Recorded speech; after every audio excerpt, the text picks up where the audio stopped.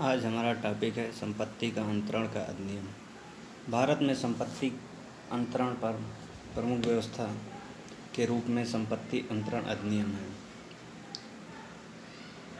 ये 1 जुलाई 1882 को इस अधिनियम को लागू किया गया। अधिनियम का विस्तार संपूर्ण भारत पर है, सिवाय उन राज्य क्षेत्रों को जो 1 नवंबर 1956 से अव्यवहित पूर्व भागखंड खा राज्यों में या मुंबई, पंजाब और दिल्ली के राज्यों में समाविष्ट थे। अधिनियम का विस्तार उक्त संपूर्ण राज्य क्षेत्र या उसके किसी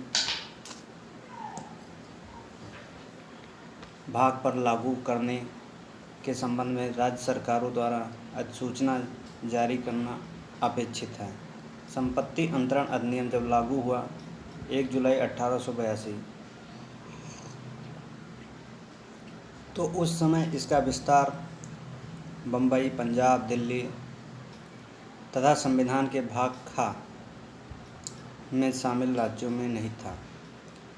यह अधिनियम सोमाली गणतंत्र, युगांडा, कीनिया, इथियोपिया आदि देशों में भी लागू है। अधिनियम की धारा 54, पैरा 2, 3, धारा 59, धारा 107, धारा 123 का विस्तार किसी ऐसे जिले या भूभाग पर ना होगा और ना ही किया जाएगा जो भारतीय राष्ट्रीय अधिनियम 1908 के प्रवर्तन से उस अधिनियम की प्रथम धारा द्वारा दी गई शक्ति के अधीन या अन्यथा तत्समय अपवर्जित हो। विषय वस्तु 8 अध्यायों में वर्गीकृत इस अधिनियम में कुल 137 धाराएं हैं। अधिनियम की धारा 5 से 37 तक का संबंध ऐसे सिद्धांतों से है जो चल और अचल दोनों संपत्तियों लागू हो सकते हैं। अधिनियम की धारा 38 से 53 तक अंतर्विष्ट सिद्धांत केवल अचल संपत्ति के मामले में ही लागू होते हैं। संपत्ति अंतरण अधिनियम 1882 के निम्नलिखित अध्याय के नियम केवल अचल संपत्ति पर लागू होते हैं। विक्रय धारा 54 से 57, बंधक धारा 58 से 104, पट्टा धारा 105 से 117। इस प्रकार संपत्ति अंतरण अधिनियम के निम्नलिखित अध्याय के नियम चल और अचल दोनों प्रकार की संपत्तियों पर लागू होते हैं। धारा 105 से 117 पट्टा, धारा 122 से 129 दान,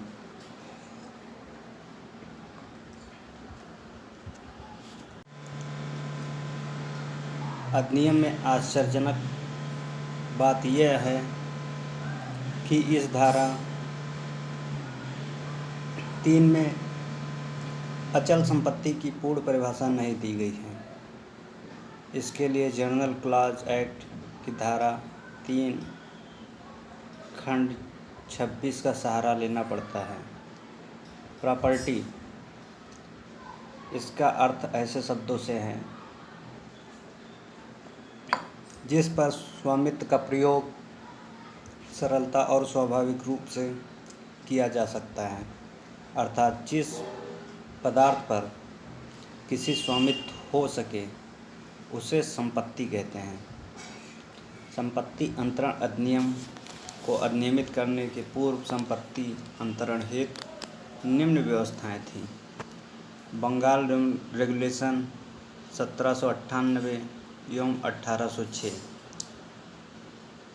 मद्रास रेगुलेशन नवंबर 25, 1802, मुंबई रेगुलेशन 1827 और रेगुलेशन एक्ट 1882। अधिनियम की धारा 2 में विशिष्ट प्रावधान हैं, जैसे कि अधिनियम की द्वितीय अध्याय मुस्लिम विधि के अंतर्गत किए गए अंतरणों पर लागू नहीं होंगे। राजकीय अनुदान अधिनियम 1895 की धारा 2 के अनुसार संपत्ति का अंतरण का अधिनियम राजकीय अनुदानों पर लागू नहीं होंगे। अधिनियम भूतल लक्ष्य प्रभाव नहीं रखेगा। कानून द्वारा निष्पादित अंतरण में ये लागू होंगे। संपत्ति के स्वरूप। कार्पस संपत्ति का बाह्य स्वरूप, टाइटल, इंटरेस्ट या राइट। संपत्ति का अंतः स्वरूप, डॉक्ट्रिन ऑफ टेनर एवं डॉक्ट्रिन ऑफ ई स्टेट। ये आंग्ल विधि में संपत्ति इसके अनुसार सारी भूमि क्राउन की है के दो महत्वपूर्ण सिद्धांत हैं। टेनर के दो प्रकार, फ्री अनफ्री। फ्री टेनर में मिलिट्री, शोकेज, स्पिरिचुअल आदि आते हैं। शोकेज को आजकल फ्री होल्ड के नाम से जाना जाता है। अनफ्री टेन्योर में कस्टमरी फ्री होल्ड या विलाइन टेनर एवं कॉपी होल्ड प्रमुख रूप से आते हैं। विशिष्ट बिंदु।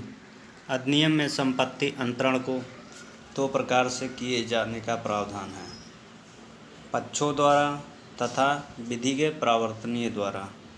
भूमि राजा पुत्थु की पत्नी है मनु। 1 जनवरी 1893 को कुछ जिले को छोड़कर इस अधिनियम को मुंबई में लागू किया गया। 1 जनवरी 1915 को इस अधिनियम को सिंध में लागू किया गया। मार्च स्टेट लॉज एक्ट सन 1950 तथा पार्ट बी में राज्यों को शामिल कर दिया गया। भारत में किसानों को भूमि पर स्वामित्व है या उन्हें केवल खेती करने का अधिकार दिया गया है। इस प्रश्न पर विचार प्रिवी काउंसिल ने कलेक्टर ऑफ तिरुचिरापल्ली बनाम लेकामणि 1 IA 282 के वाद में किया। उत्तर प्रदेश जमींदारी उन्मूलन भूमि सुधार अधिनियम 1951 द्वारा भूमि स्वामियों की 14 किस्मों को समाप्त कर भूमिधर, सीरदार, आसामी और आदिवासी नामक 4 प्रकार काश्तकारों को सृजित किया गया था। वर्तमान में उत्तर प्रदेश में भूमि स्वामित्व को जोतदारों, संक्रमणीय अधिकारों वाले भूमिधर, असंक्रमणीय अधिकारों वाले भूमिधर, आसामी तथा सरकारी पट्टेदार 4 श्रेणी हैं। संपूर्ण भूमि उक्त अधिनियम की धारा 4 एवं 6 के अनुसार उत्तर प्रदेश राज्य में निहित हो चुकी हैं। इससे अब कोई भूमि स्वामी नहीं रह गया। जीवित व्यक्तियों के बीच हुए अंतरणों में ही यह अधिनियम लागू होता है। अधिनियम केवल विनिमय, क्रय विक्रय, बंधक, पट्टा, दान आदि के मामलों में ही लागू होंगे जिसमें अंतर्ती एवं अंतरणकर्ता दोनों जीवित व्यक्ति हों। वसीयतीय मामलों में यह अधिनियम लागू नहीं होता है। ऐसे मामलों में भारतीय उत्तराधिकार अधिनियम, हिंदू उत्तराधिकार अधिनियम लागू होता है। क्या समस्याप्रद प्रश्न, क्या विधिक व्यक्ति जीवित व्यक्तियों के श्रेणी में आता है? उत्तर है हाँ। विधिक व्यक्ति प्राकृत व्यक्ति से भिन्न वह अस्तित्व है जिसे विधि की मान्यता प्राप्त है और जिसे विधि के अंतर्गत दायित्व और अधिकार प्राप्त है। अर्थात वह विधिक प्रयोजन के लिए वैसे ही दायी है जैसे प्राकृत व्यक्ति, और वह विधि के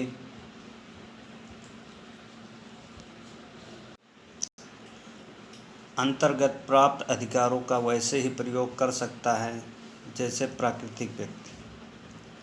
अंतरण का परिणाम या प्रभाव।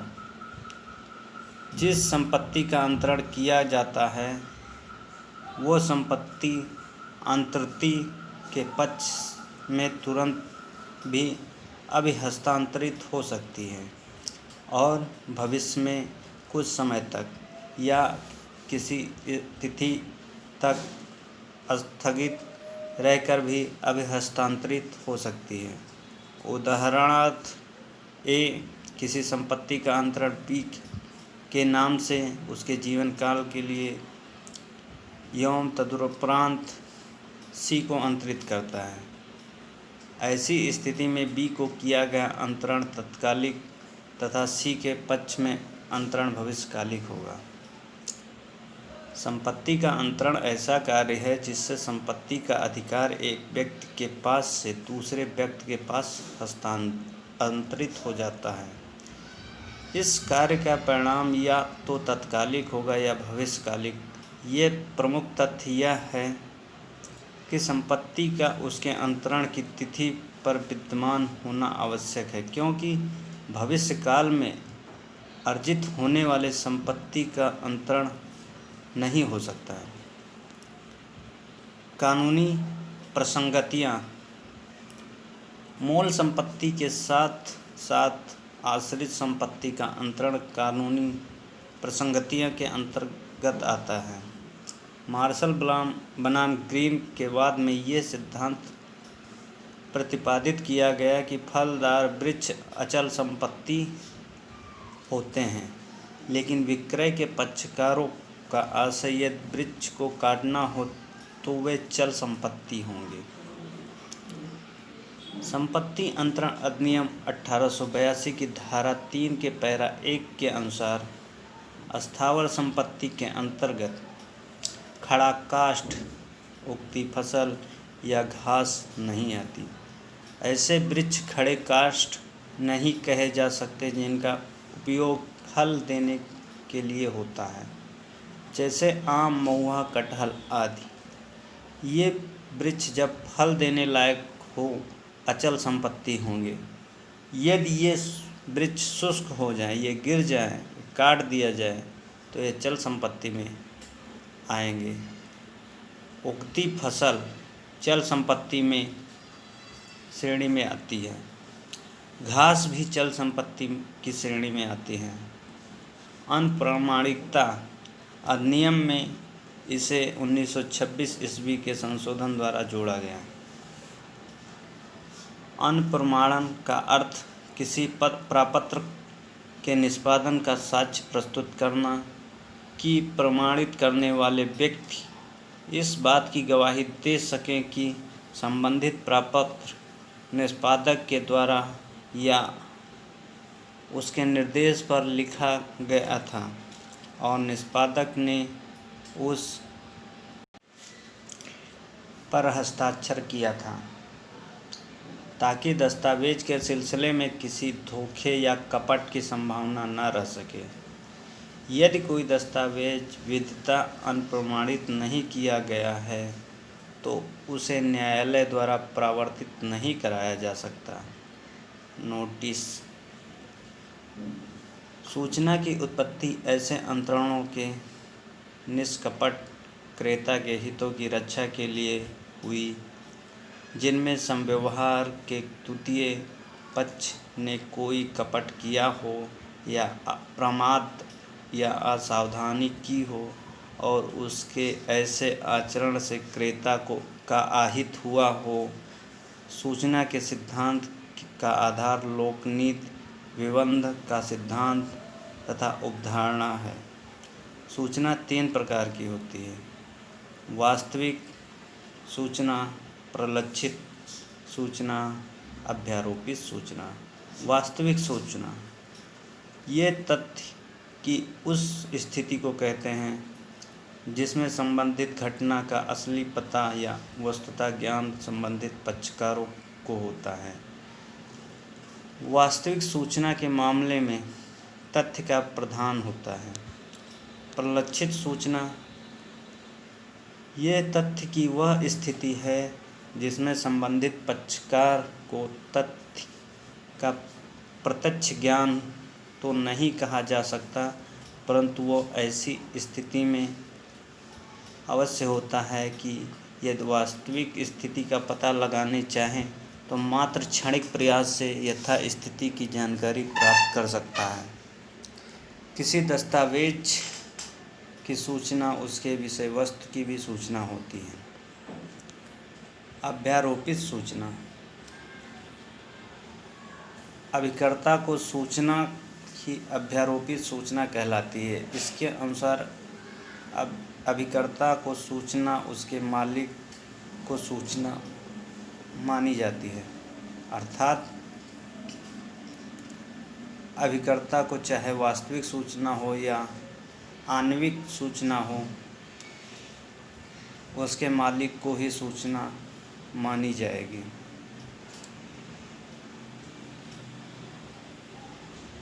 समस्याप्रद प्रश्न। संपत्ति अंतरण हो सकता है जीवित व्यक्ति को जीवित व्यक्तियों द्वारा। अधिनियम की धारा 5 के अनुसार संपत्ति का अंतरण ऐसा कार्य है जिसके द्वारा जीवित व्यक्ति एक या अनेक जीवित व्यक्तियों को तुरंत या भविष्य के लिए संपत्ति हस्तांतरित करता है। इसी कार्य को संपत्ति का अंतरण कहते हैं।